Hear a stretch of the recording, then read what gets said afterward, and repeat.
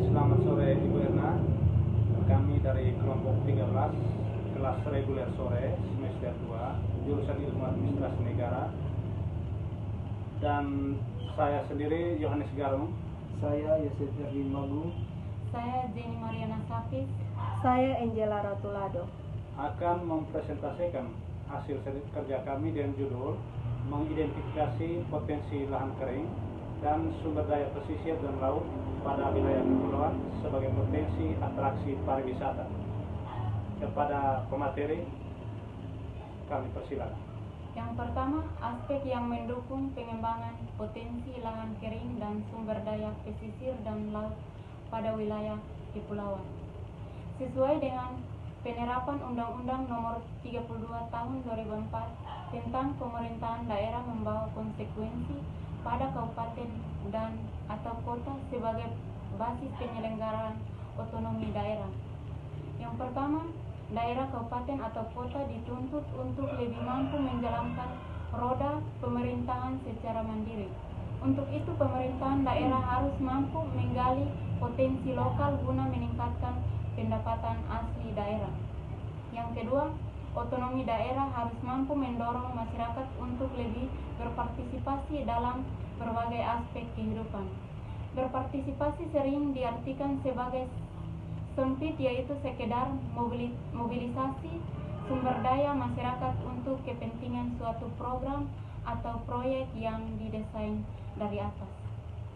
Yang kedua, fasilitas apa saja yang dibutuhkan dalam kaitan dengan atraksi pariwisata. Atraksi wisata adalah terminal dari suatu mobilitas spesial suatu perjalanan.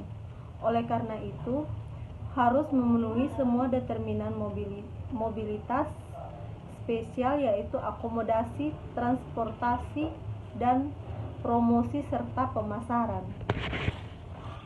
Atraksi dikelompokkan menjadi 5 kelompok utama, yaitu kebudayaan, alam, event, kreasi, dan hiburan. Pengembangan objek wisata dengan basis atraksi yang baik harus didukung dengan komponen aksesibilitas dan fasilitas. Aksesibilitas memberikan kemudahan kepada pengunjung untuk menjangkau suatu objek wisata.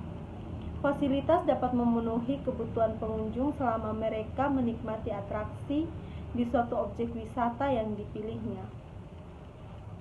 Yang berikut, mengembangkan suatu objek wisata di suatu daerah tujuan wisata tidak bisa melepaskan komponen produk atraksi, aksesibilitas maupun fasilitas, karena ketiga komponen ini dapat menjadikan daya tarik suatu objek wisata.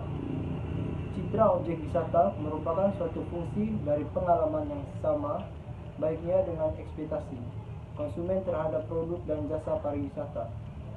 Perubahan citra yang positif sangat tergantung pada proses mengkomunikasikan suatu produk dan dapat memadukan dengan penyediaan dan pengolahan produk pariwisata seperti atraksi, fasilitas, dan aksesibilitas yang sesuai dengan harapan atau ekspektasi pengunjung atau wisatawan. Dan apabila wisatawan merasakan kepuasan yang tinggi, maka akan mendorong citra menjadi positif, sehingga wisatawan akan merekomendasikan atau mengkomunikasikan kepada wisatawan potensi lainnya. Yang ketiga, akses informasi sangat penting dalam menunjang kegiatan di daerah pariwisata. Masukan informasi yang lengkap tentunya akan menyebabkan para wisatawan semakin mudah untuk menyeleksi kawasan-kawasan yang akan dikunjungi. Informasi itu dapat berupa promosi dan publikasi. Promosi adalah kegiatan yang intensif dalam waktu yang relatif singkat. Promosi juga merupakan salah satu faktor penting yang dapat menentukan keberhasilan suatu program pemasaran. Meskipun suatu produk memiliki kualitas yang baik, namun bila konsumen belum pernah mendengarnya dan tidak yakin bahwa produk itu akan berguna bagi mereka, maka mereka tidak akan pernah untuk membelinya. Untuk itu, dalam mengadakan promosi yang tepat harus disadari bahwa yang didistribusikan ke pasar itu sering bukan produk yang sudah jadi, tapi hanya komponen-komponennya saja, atraksinya dan fasilitasnya. Komponen tersebut masih harus diramu menjadi sebuah produk pariwisata yang lengkap, yakni perjalanan ke tempat wisata dengan menggunakan sarana angkutan roda 4 maupun angkutan roda 2 untuk mengunjungi objek wisata yang ingin dikunjungi.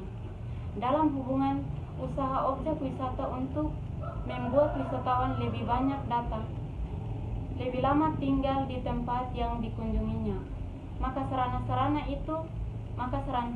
ini sangat memegang peranan penting. Sarana-sarana yang dimaksud ialah: yang pertama, sarana pokok kepariwisataan atau main tourism superstruktur. Fungsinya ialah menyediakan sarana pokok yang dapat memberikan pelayanan bagi kedatangan wisatawan.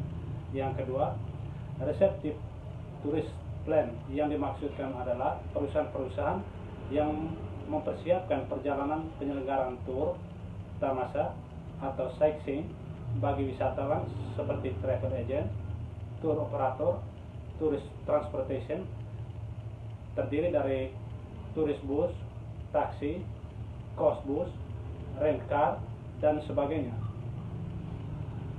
Residential tourist plan, yaitu perusahaan-perusahaan yang menyediakan pelayanan untuk menginap, menyediakan makanan dan minuman di daerah tujuan wisata, misalnya hotel, motel, dan lain sebagainya.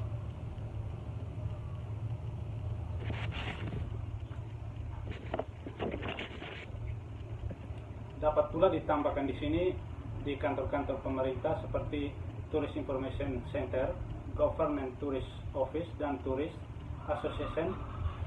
Dapat pula